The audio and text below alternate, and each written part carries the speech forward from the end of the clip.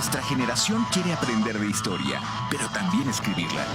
Queremos hablar de política e incidir en ella. Queremos escuchar, pero también ser escuchados. Foro 89.5, con Paco Vallejo y Manuel Galván. La historia es nuestra y la hacen los pueblos. ¿Qué tal? Muy buenos días, bienvenidas, bienvenidos a Foro 89.5 esta mañana del 2 de mayo del 2024. Un gusto llevar una emisión más de su programa y hacer la invitación para que participen con nosotros, como cada jueves. Siempre un gusto recibir sus mensajes, sus comentarios, los cuales siempre enriquecen y favorecen este foro. En este sentido, quisiera empezar con un mensaje que llegó la semana pasada. Dice, referente a lo que comentan de que sirve que el presidente haga y reforma si los corruptos panistas echan para atrás y en la Suprema Corte igual las reprueban, eso es una burla para todos los penitentes del país, como jugando uno con otros. Si en verdad aplicaran la ley, la Cámara de Senadores y Diputados ya hubieran quitado, pero tienen miedo al señor, tienen miedo al presidente, perdón, eso lo dice el señor Luis Sánchez de la Colina Centro. Bueno, gracias, ahorita tal vez puede quedar un poquito fuera de contexto, pero agradecer como siempre su participación. Y pues bueno, el día de hoy también quisiera abordar un tema que a todos nos interesa, que es el tema de la seguridad y de alguna forma las controversias que se han venido también gestando entre dos poderes muy importantes, que es el Ejecutivo, que está al frente del presidente Andrés Manuel López Obrador, y por otro lado la Suprema Corte de Justicia de esta Norma Piña, pues los cuales pues han tenido grandes diferencias y se ha acentuado sobre todo en este tema. Para irle dando contexto hay que entender que el problema de seguridad no es algo nuevo, sino que es algo que México viene padeciendo ya desde hace décadas. De hecho, desde los 70s, cuando se estaba combatiendo en gran medida a grupos guerrilleros, a movimientos estudiantiles, a movimientos de trabajadores, en ese entonces, de alguna forma se favoreció y se permitió que los grupos de la delincuencia organizada pues fueran consolidándose, fueran creciendo. Incluso muchas veces se apoyó el gobierno de estos grupos criminales para tratar de alguna forma de ganarse favores, para encontrar a los guerrilleros escondidos a veces en las mismas zonas. Se les daban recursos como para poder pues sí, de alguna forma lograr detener a esos jóvenes que se habían levantado en armas o que tenían actividades subversivas en contra del gobierno.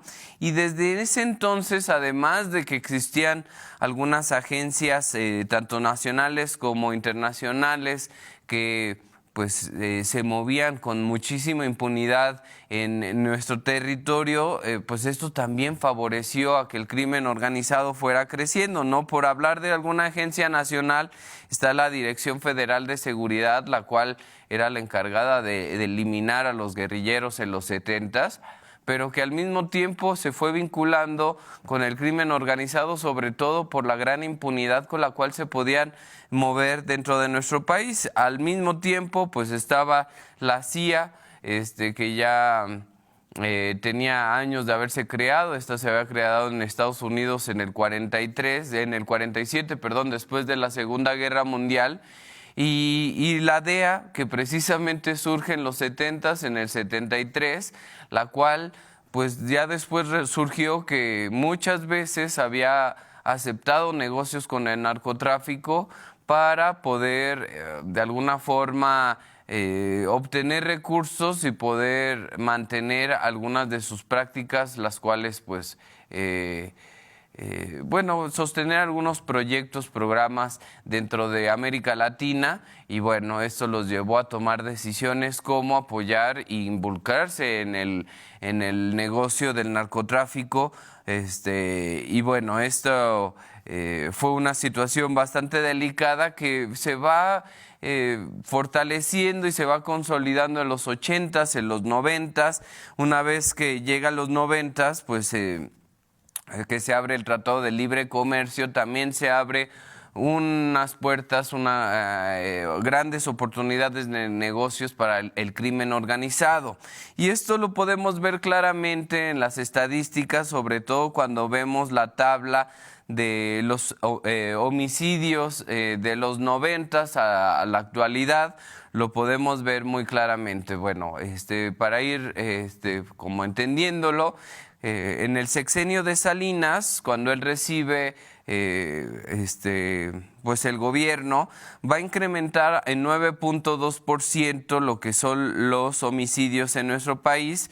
Esto va a quedar al final de su sexenio con una cantidad de 15.839 homicidios en el último año en el cual gobernó Salinas. Hay que decir que gran parte de su táctica fue invertir en material bélico para defender sobre todo el Tratado de Libre Comercio, y en el sexenio de Zedillo se van a ver los resultados. En este periodo, en el sexenio de Zedillo, lo va a lograr disminuir los homicidios en 31.2%. Esto es una disminución bastante importante, lo reduce a 10.737 personas asesinadas en el último año. Va a ser ya como hasta cierto punto el promedio en los últimos años del gobierno de Zedillo, y va a tener la misma política, ¿no? Seguir impulsando para materiales bélicos, adquirir armas, traer tanques de guerra, etcétera, para poder atender, digamos, la delincuencia organizada. Hay que comentar que también Zedillo utilizó en gran medida parte de estos recursos para atacar a lo que entonces era el recién levantamiento popular, levantamiento popular del Ejército Zapatista de Liberación Nacional, y usa gran parte de estos recursos precisamente para ir en contra. Aquí se va a dar la transición de PRI a PAN y va a llegar Fox al gobierno. Él va a recibir un país no tan violento. Estábamos hablando de 10.452 asesinatos, homicidios en el primer año de gobierno, y prácticamente durante los 6 va a haber ese promedio, ¿no? Entre 10.000 homicidios por año. Solamente va a tener un pequeño incremento del 1.6, pero llega el periodo de Felipe Calderón, ¿no? El primer año logra incluso disminuir lo que son los homicidios a 8.800, pero después de este año se va a declarar lo que es la guerra contra el narcotráfico y las grandes consecuencias que conllevó precisamente esta decisión. Después de ese primer año se declara la guerra y se va a prácticamente duplicar los homicidios a 14.800 el segundo año. El tercer año sigue aumentando, se sube otros 5.000 homicidios a 19.800, y acaba en los últimos 3 años con un promedio de 25.600 homicidios por año. Es decir, prácticamente se triplica del primer año a los últimos 3, se triplican los homicidios en el periodo de Felipe Calderón.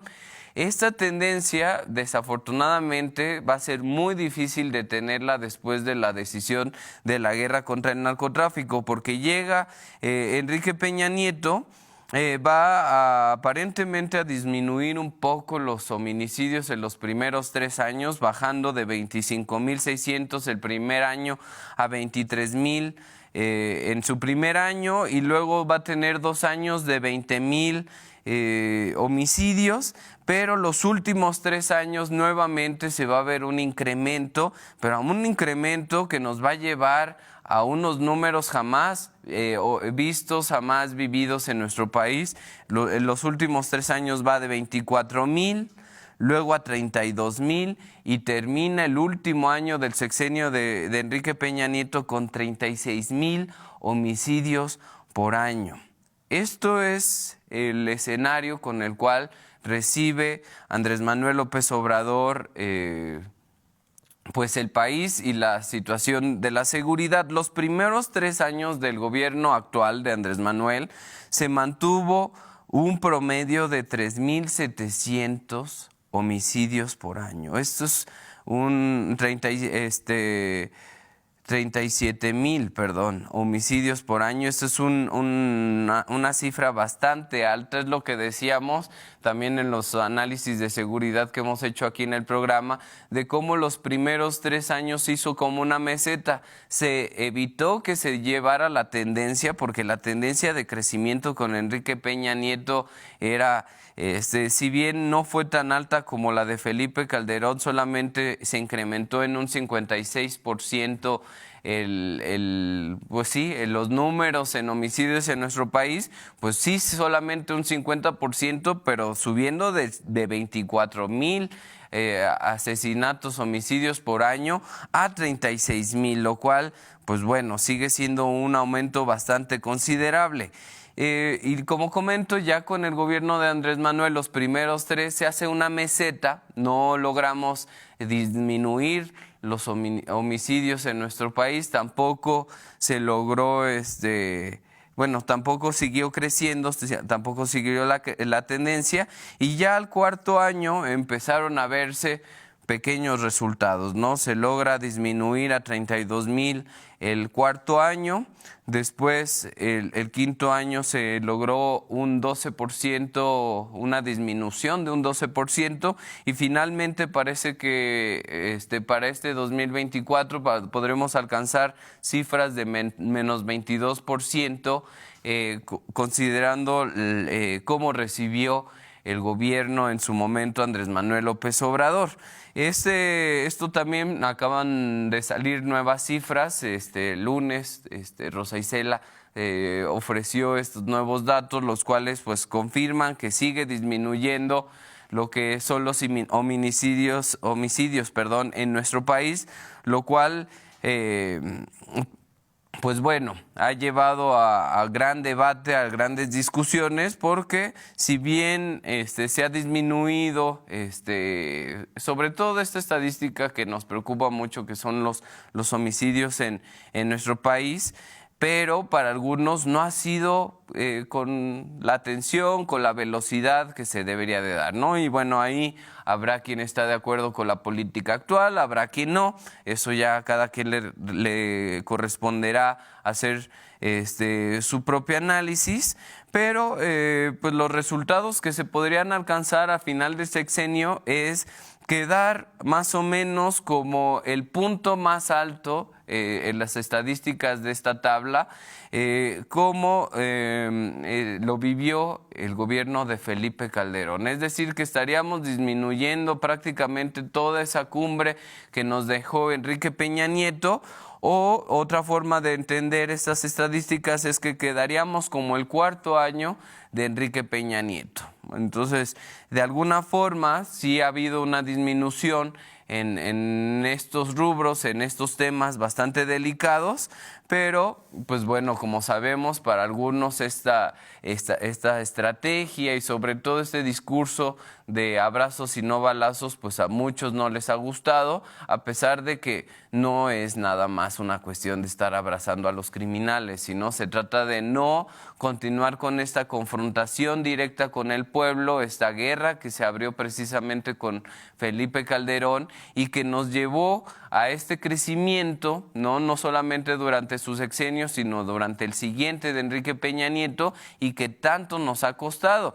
Por eso, como dejó tan arriba Enrique Peña Nieto pues esta situación, nada más sumando los primeros 3 años del gobierno de Andrés Manuel López Obrador, donde si bien no subió ni bajó, sino se mantuvo en una meseta estos números, pues estos 3 años prácticamente pues ponen a este sexenio como uno de los más violentos, ¿no? Y esto es lo que aprovecha la oposición para decir, ya ven cómo no se hicieron las cosas correctamente. Y bueno, es una forma también, hay que decirlo, medio maniquea de utilizar los datos, porque pues bueno, no se siguió incrementando lo que eran los homicidios, pero como se quedó tan arriba, pues con esos 3 años es suficiente para que el sexenio sea uno de los que refleja pues mayores pérdidas humanas, al menos en esta estadística.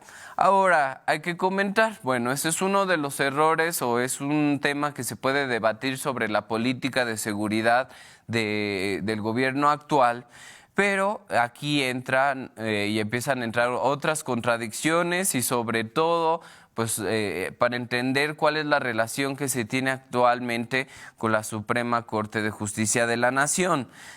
Como comentamos, se ha criticado de gran parte del sector social y con argumentos, ¿no? A nadie le gusta vivir en un estado o en un país donde se escuchan balaceras, donde se encuentran cadáveres en fosas clandestinas, donde se vive toda esta violencia que permea e incluso perjudica culturalmente a nuestro país. Pero hay que comentar también que cuando se hacen bien las cosas, cuando se detiene, cuando el Ejército, la Marina, la Guardia Nacional detiene a alguien del crimen organizado, la Suprema Corte de Justicia está liberando a estos personajes argumentando algún error de trámite. Y por poner solo un ejemplo, ¿no? Porque podríamos aquí hacer un programa de varias semanas donde vemos este tipo de decisiones por parte de jueces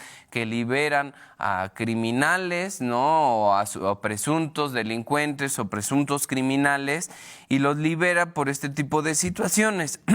Les comentaba que vamos a ver un caso que es el de este señor con alias Don Rodo, que es el hermano del Mencho, este líder el cártel, ¿cómo se llama? El cártel Jalisco Nueva Generación. Este cártel que fue creado tiene sus orígenes en el 2007, ¿no? Vinculado también al periodo de Felipe Calderón. En el 2007 surge este grupo criminal, primero con el nombre de Los Zetas, y después se separa, se tiene ahí una ruptura este grupo criminal y se forma lo que es el cártel Jalisco Nueva Generación bajo el liderazgo del Mencho. Y total que este señor, que ya también fue detenido, tiene unos hermanos los cuales mantuvieron el negocio activo. Se detiene a uno de sus hermanos, a este señor que se le apoda Don Rodo, y se le captura, se le detiene, se le lleva al altiplano, uno de las cárceles de máxima seguridad de nuestro país.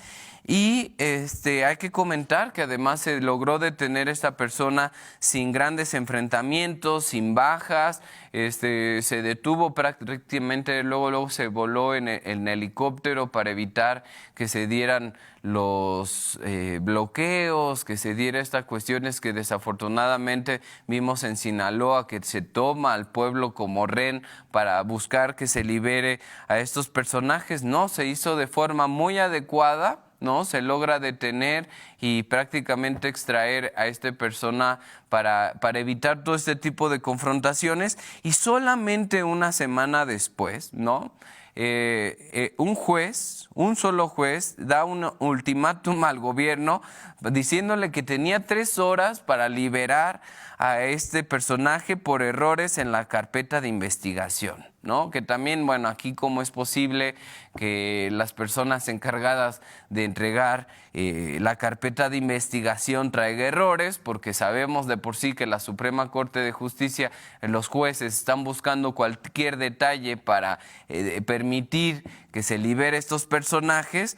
pues bueno, se cometieron errores y esto conllevó a esta presión, ¿no? El gobierno de Andrés Manuel López Obrador incluso pidió tiempo, ¿no? Dejen que comprobemos que, bueno, esta persona está involucrada, que tenemos todas las evidencias, denos tiempo, ¿no? Nada más les damos 3 horas, si no los liberan, pues van a empezar a no acatar la orden de la Suprema Corte de Justicia, eso va a llevar a consecuencias. Total que a México incluso le pusieron una multa al gobierno de México por 50,000 pesos por haber retenido a esta persona, lo cual también en los medios de comunicación tradicionales se habló de cómo México estaba perdiendo esta cantidad de dinero, etcétera. Estamos hablando de 50,000 pesos que por supuesto a México le conviene destinarlos si eso podría conllevar a detener y a mantener en la cárcel a una persona que puede poner en peligro precisamente a muchísimas y muchísimos mexicanos. Finalmente, el juez decide liberarlo, ¿no? Lo habían detenido con armas, con drogas, se ocultó esta persona, trató de simular ser alguien más, entregó otra licencia, una licencia falsa, y finalmente gran parte de los hechos por los cuales se permitió que quedara libre fue que los vecinos levantaron una denuncia en contra de los policías, de los militares que detuvieron precisamente a esta persona con apodo de Don Rodo. Y los policías locales también fueron, y en lugar de pedir que pues se atendiera bien esta situación y se detuviera y se mantuviera, no, los policías locales fueron y defendieron al detenido, ¿no? Argumentando que no se habían hecho bien la forma de detener, que había habido pues uso de fuerza excesiva, etcétera. Y bueno, se entrega información incompleta que finalmente es la que el juez determina, analiza y decide que a pesar de todas estas situaciones y estos motivos por los cuales podría dejarse alejar a este personaje de la calle, pues se permite su liberación. No coinciden las declaraciones, lo liberan y pues bueno, esto es lo que se está viviendo por parte de la Suprema Corte de Justicia, ¿no? Por un lado, se critica fuertemente al gobierno de no estar atendiendo la cuestión de seguridad, pero se detiene este tipo de personajes y se libera, ¿no? Y aquí podríamos hablar de varios casos donde pues narcotraficantes famosos precisamente se ven favorecidos por algunas decisiones de la Suprema Corte, de algunos jueces, y estos han sido liberados, ¿no? Entonces, pues bueno, aquí es donde hablamos de esas grandes contradicciones. Se critica por un lado los abrazos y no balazos, pero por otro lado se defiende y se solapa las decisiones de una Suprema Corte que toma decisiones bastante cuestionables, ¿no? Aquí, bueno, nuevamente, como pues hay también un grupo que dice que hay que defender los intereses y la independencia de este poder. A ver, la independencia de un poder no tiene que implicar contradecir todo lo que venga por parte del Ejecutivo, sino también ellos como cuestionar ciertas cuestiones, pero no significa que tenga que ser un contrario. Y bueno, aquí tendría que ver con también debate dentro de la Suprema Corte de Justicia, que es quitar lo que es la cárcel preventiva, lo cual dejaría en libertad a 70,000 personas, las cuales, pues bueno, algunas seguramente no han tenido todo un proceso adecuado y se les podrá comprobar que son inocentes, quedarían libres, pero también muchos personajes como feminicidas y otro tipo de criminales que quedarían en libertad. Y este es el tipo de cuestiones que se están discutiendo precisamente en la Suprema Corte de Justicia.